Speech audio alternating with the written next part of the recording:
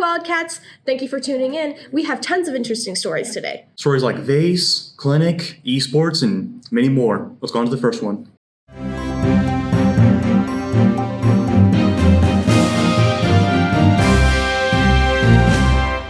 Hello, everybody. My name is Chris, and I am here with Jasmine, who is one of our vase people. Can you tell me a little bit about vase, please? Vase is basically this art competition that we go to each year, and you basically compete between pieces of art between other regions in your area, and it's based off of like your skill, what grade level you're in. That's also important, and like how long it took, what inspired the piece, and just stuff like that. Speaking about inspiring piece, can you tell us what inspired you to make your piece? Basically, it's about the standards that are put on plus-size women. It's inspired by personal experience mostly, and just how we're portrayed in media, and like the way that people make us seem. So, do you have your piece with you today? I do actually. I'm not too sure if you can see it. I can. That actually looks really good. Thank you. I think the most important part basically is probably both the scissors and the measuring tape to show that like those are technically the standards that are put on us. So like you have to be thinner, you have to have certain type of hair to make sure it fits your face so you don't look bigger and stuff like that. How long did it take you to make your piece? I'm gonna be honest, maybe a good 2 to 3 weeks. A lot of shading, a lot of hatching, just a lot of work in general. Well, I can say for certain that I do love that piece, and I think that it was worth the time that you spent on it. Thank you. Well, thank you, Wildcats, and on to the next. Hi Wildcats, I'm Lauren, and I'm here with Jesse, and he's going to tell us a little bit about the bookshelves that him and the woodshop made for our library. So tell us about that. So it's like a 45 on a piece that's on a 45 on another piece, and it's just stacked down, and the backs are 20 inches tall on the short ones, and the long ones, if I'm not mistaken, are about 4.5 feet. And on the back, on the short or on the tall ones, we had to do a miter joint so we could have it wide enough to where it actually hold it up and support books. And there was a lot of trial and error in it, with nails hitting pieces and shooting out the side and doing a lot of crazy stuff. So we had a lot of setbacks, but we got through it and got them done. Impressive. How long did it take? A week and a half, give or take. And did you work on it in class specifically? Yeah, in class. It's very impressive. Right now we'll show you a few shots of the shelves. It's very impressive work. I saw it. And so what inspired you guys to do this for our library? We were trying to be nice and get more bookshelves for the library. Right. We have a lot of books. Well, thank you, Wildcats, for tuning in, and thank you for the interview. On to the next one. Hi, I'm Lauren, and I'm here with Jaden, and Jaden here is another vase competitor. So what exactly are you turning in for vase? I am turning in a sketchbook that I made. So I took it and I hand bound. I took a drawing pad, ripped all the pages out, folded them in half, sewed them together, and then turned them into a sketchbook. And then I drew in every page. That's impressive. I know how hard it is to fill in a sketchbook. Yeah, it took me close to 100 hours to fill it in, but I got it done within a month. That's good. So, yeah. So what exactly did you do with the cover, with the textures? Okay, so the cover this part is tissue paper that I took and dipped in glue mixed with water. This part is clay that I poked holes into and then put a wash over. This part is cabochons that I painted to look like eyes, and then right here is clay. And then I took gold leaf and liquid gild and I put it all over it. That's really cool, actually. Yeah. So what inspired you to do this? My trip to New York, actually, because it was becoming my own person and getting to experience new things. And that's what the whole sketchbook is about, is experiences that make me feel like my own person or have made me feel that I've grown as a person. Well, that's really impressive, and good work on that. I'll have to ask you how to do that later. Well, thank you for the interview, and thank you, Wildcats, for tuning in. On to the next one. Hello, everybody. My name's Preston. I'm being joined by Luke here. You're also a vase practitioner, right? Yes, sir. Would you go ahead and show us your artwork then? Yeah. Oh, wow, looks really good. Yeah, it's really good. What inspired you to make this piece? I kind of just wanted to draw something that just showed how people like are geared, I guess, and it's ironically he is like geared towards like a mechanical state. So that's kind of just what I was trying to Yeah, you can see all portray the whole time. you definitely see all inspiration there from mechanical and such that. Yep.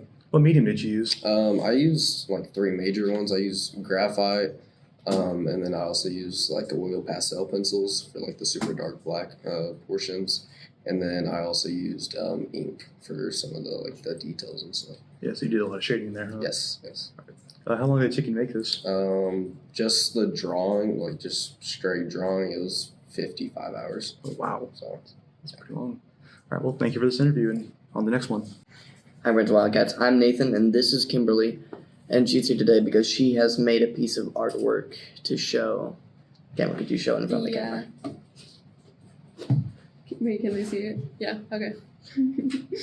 It's a very interesting piece of artwork. So, what inspired you to make that piece? I feel like when people take time, they don't take time into consideration and they kind of just think that they have all day to do things and they procrastinate. I feel like that's what I use to put the piece together.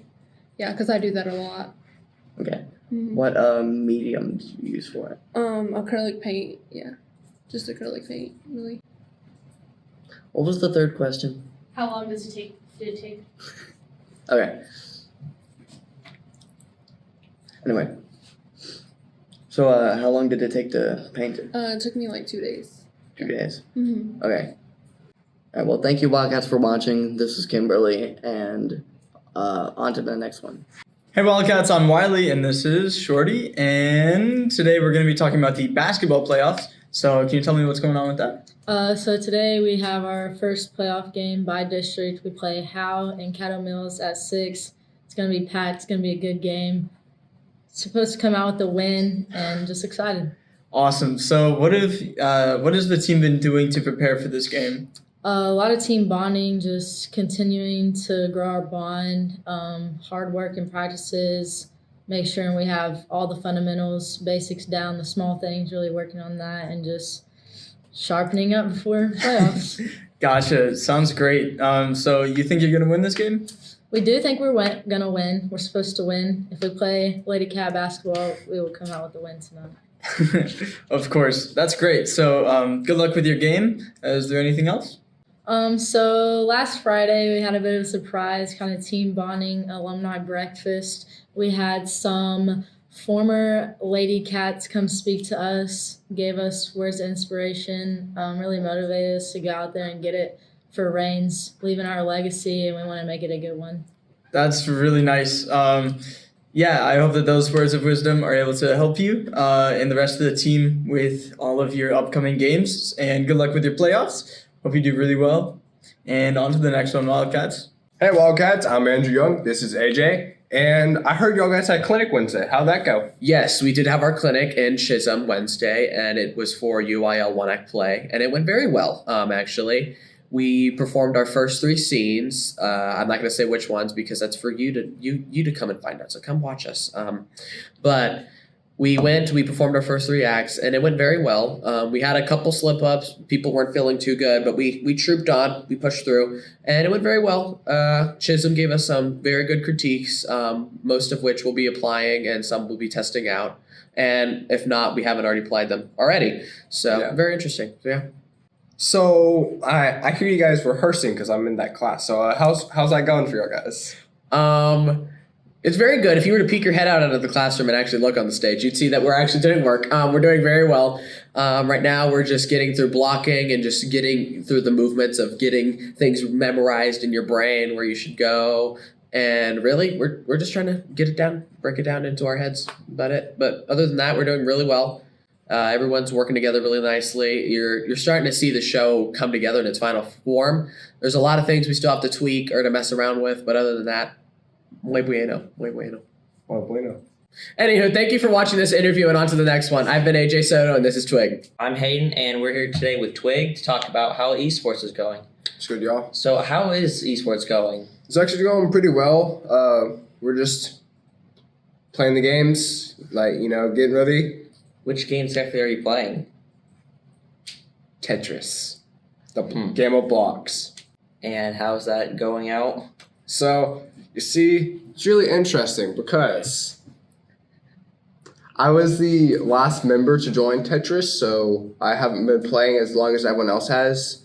I was really interested in it, though, because I grew up with some of the older games, and I thought, hey, maybe I could, play games for a purpose. And so I've been playing Tetris, preparing myself with UIL, with some of the other competitors. It's pretty fun. Got any shout-outs or anything? Yes, I do. Let's see. Mr. Lance, AJ Soto, Kobe Crawford. That's it. Thank you, Wildcats, for tuning in. This is Hayden and Twig, and see you in the next one. Tetris! Hey Wildcats, I'm AJ and today I'm here with Sarah and we're going to be talking about the journalism UIL. So, we just started getting into things. I'd like to ask you, just so you can tell everyone, what have we been doing to prepare? We have been practicing writing articles. We've been reading example articles posted on the UIL website, seeing what's expected of us, refreshing our knowledge on grammar rules, all that sort of stuff to get ready to write our best articles that we can. All right. And what do you foresee as our biggest challenge in this UIL? Everyone else that we're going to go up against, because I'm assuming if they're competing in journalism, they're obviously some sort of at least half-decent writers. Yeah. And being the one that edits our school newspaper, I know that we have some good writers on our team. But, up against other schools, other good writers, I think that's going to be our biggest problem. Yeah. Or not prevent. What do you think we need to do to prepare for that? Like I said, just refresh yourself on grammar rules, read over examples, get an idea of how you want to write, practice writing. Doesn't have to be every day you practice writing, but definitely do so frequently. That's it, really. All right. And is there any shout-outs you'd like to give? Mr. Lance for teaching journalism, and yeah, that's it. All right, well, thank you for your shout-out, and on to the next one, Wildcats. Thank you for watching, Wildcats, and make sure to like and subscribe. And hit that bell icon and check out our other two channels.